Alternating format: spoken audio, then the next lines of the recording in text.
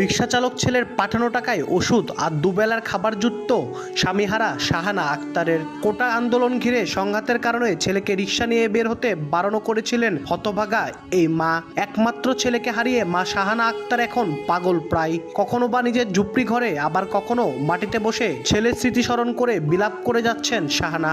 পরিবারের সদস্যরা জানায়, স্ত্রী ও 2 শিশু সন্তানকে নিয়ে সাভারে ভাড়া বাসায় থেকে রিকশা চালিয়ে জীবিকা নির্বাহ করতেন রনি। কোটা সংস্কার আন্দোলনে কমপ্লিট শাটডাউনে 2 দিন রিকশা বন্ধ থাকায় ঘরে চাল ডাল ছিল না, তাই সন্তানদের পেটে খাবার তুলে দিতে গত 20 জুলাই দুপুরে রনি রিকশা নিয়ে সাভার বাসস্ট্যান্ড এলাকায় যান 2 টাকা রোজগারের আশায়। ভাগ্যের নির্মম পরিহাসে সেখানে গুলিবিদ্ধ হয়ে নিহত হন রনি। গাড়ি লিয়ে বাড়াইছিল, বাড়ানির পরে কয়টা গাড়ি গেছে, যাওয়ার পরে ওই নাকি ব্যাগ ঘুরছে, যাওয়ার ব্যাগ ঘুরে ওই কোন দিক থেকে জানি ওই গুলিটা আইছে। হ্যাঁ, গুলিটা আইছে বাবা আমার জানে না বাপ।